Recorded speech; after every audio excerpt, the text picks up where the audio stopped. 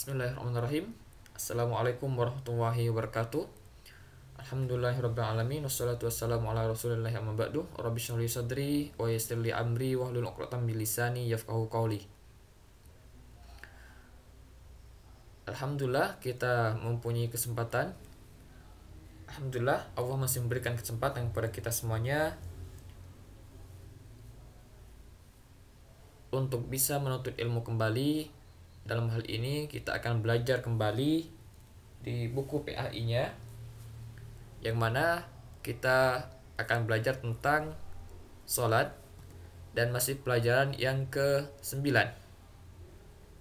melanjutkan pelajaran yang pekan sholat.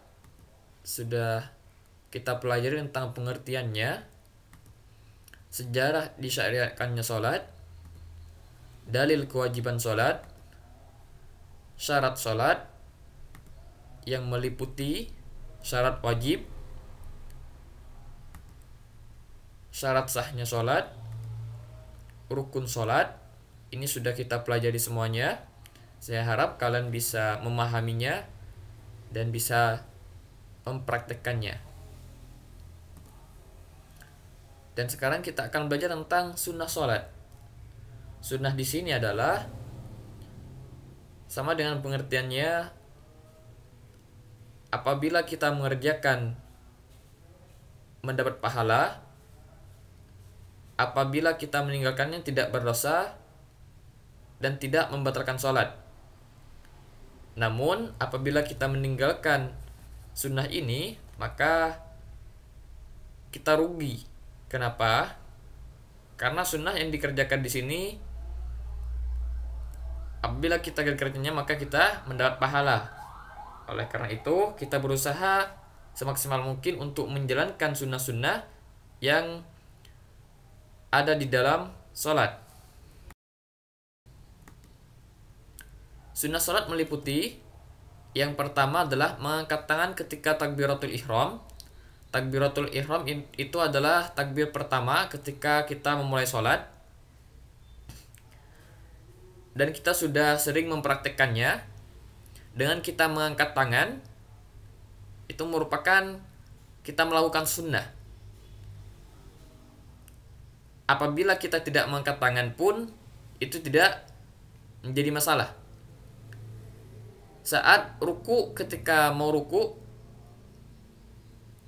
ketika sudah membaca surat Allahu Akbar, ruku, itu mengangkat tangan lagi, itu juga sunnah. I'tidal, berdiri dari ruku, mengangkat tangan, itu juga sunnah. Berdiri dari tasyahud awal, misalnya kita sudah memasuki rakaat yang kedua dan kita berdiri, selesai membaca tasyahud awal kita berdiri, maka kita mengangkat tangan, itu juga sunnah. Meletakkan tangan di atas punggung, tangan kiri di atas dada, itu juga sunnah. Membaca doa iftitah. Membaca doa iftitah di sini, doa iftitah yang kita pelajari itu ada beberapa doa iftitah.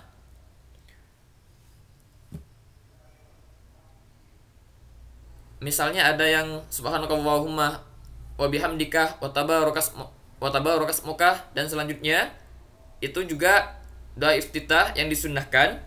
Allahumma ba'id baini wa baina khutayaya, itu juga doa iftitah, itu juga boleh dipakai. Juga doa iftitah yang lainnya, kabiro hamdul kasiro, itu juga doa iftitah yang boleh kita pakai. Doa-doa iftitah yang bisa kita pakai adalah sesuai dengan apa yang dicontohkan oleh Rasulullah SAW. Nah, doa iftitah di sini kalian boleh memilih mau memakai yang mana saja. Namun ketika belajar di sekolah kita memakai Allahumma ba'id baini untuk diseragamkan saja. Itu tidak apa-apa juga. Kalau dulu kita memakai subhanakallahumma bihamdika wa tabarakas muka, yang seperti itu kita juga pernah memakainya. Itu sama-sama boleh kita memakai doa iftitah. Doa iftitah ini merupakan sunnah sholat. Tidak membacanya juga tidak apa-apa, kan, tapi dianjurkan untuk membaca, karena kalau misalkan kita tidak membacanya itu kita rugi karena sudah meninggalkan sunnah. Terus membaca ta'awudz sebelum iftitah. Maaf, ini ada kesalahan, bukan sebelum iftitah ya. Membaca ta'awudz sebelum Al-Fatihah. Ya, sebelum iftitah kan kita tidak membaca apa-apa dulu, takbir, doa iftitah, baru kita membaca ta'awudz. Maaf, ini ada kesalahan ya. Membaca ta'awudz sebelum Al-Fatihah. Yang kelima adalah membaca amin setelah Al-Fatihah, ini juga sunnah. Namun rugi kalau misalkan kita tidak membacanya. Bukankah membaca amin itu sebuah hal yang ringan bagi kita? Apabila imamnya lagi sholat sir, tidak dikeraskan, maka kita baca sendiri juga.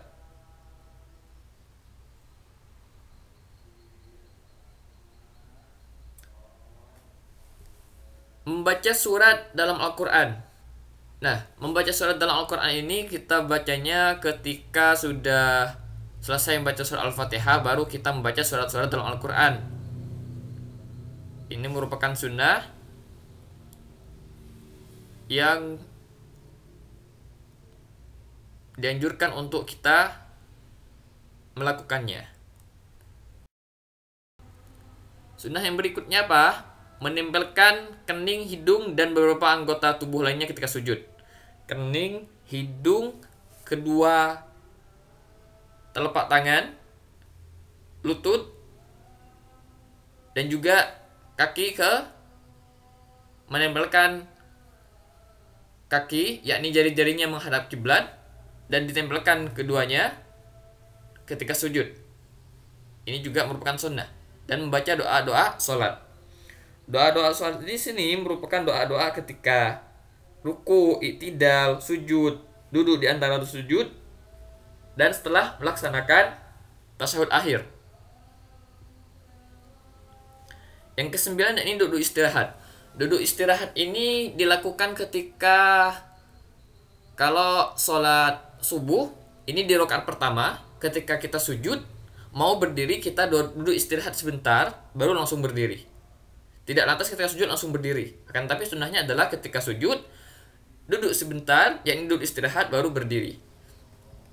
Kalau misalkan di sholat zuhur, asar, dan isya, maka duduk istirahatnya ini ada di rakaat pertama dan ada di rakaat yang ketiga ketika bangun dari sujud. Duduk sebentar saja. Yang ke-10 ini tasyahud awal. Misalkan di sholat-sholat yang ada 4 rakaatnya.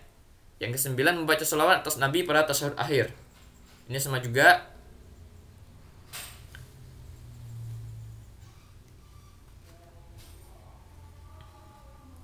Nah, yang ke-12 adalah berdoa setelah membaca sholawat, yakni ketika kita sudah selesai sampai innaka hamidum majid, sampai situ maka kita membaca doa. Salah satu doa yang dianjurkan adalah dengan kita berdoa dijauhkan dari azab kubur, azab neraka jahanam, juga dari fitnah dajjal. Allahumma inni a'udzubika min azabi jahannam wa min azabil qabri wa min fitnatil mahya wal mamati wa min syarri fitnatil masiihid dajjal. Itu juga dianjurkan kita berdoa setelah kita membaca salawat kepada Nabi Muhammad SAW. Dan juga doa-doa yang lain seperti Allahumma inni ala dzikrika wa syukrika wa husni ibadatik, juga disunnahkan kita berdoa sebelum salam. Mungkin itu saja yang bisa saya sampaikan untuk pertemuan kali ini. Di sini ada hadis. Hadisnya adalah mengikuti sunnah Rasul dan para sahabat. Seperti kita mengerjakan sholat, maka kita juga mengikuti Rasulullah SAW, seperti dijelaskan dalam hadis-hadis yang pertama sebelum waktu kita baru belajar tentang syarat-syarat sholat. Maka di situ ada hadis yang berbunyi usolli kama ra'aitumuni.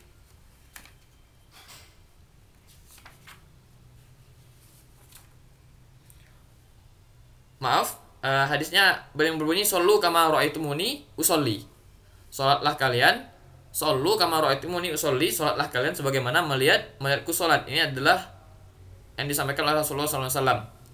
Nah, mengikuti sunnah Rasul dan para sahabat, ini juga ada hadisnya, fa'alaikum bisunnati wa sunnati al-khulafa'ur rasyidina al-muhtadin. Maka wajib atas kalian berpegang teguh kepada sunnahku dan sunnah khulafa'ur rasyidin yang mendapat petunjuk. Berpegang teguh kepada sunnah Nabi Muhammad SAW. Sama ketika kita itu memahami tentang kaidah dalam syariat Islam, maka kita memahami tentang dari apa yang disampaikan oleh Rasulullah dan juga pemahaman para sahabat. Nanti dihafalkan hadisnya ya. Fa'alaikum bisunnati wa sunnati Fa'alaikum bisunnati wa sunnati khulafa'ur rasyidina al-muhtadin.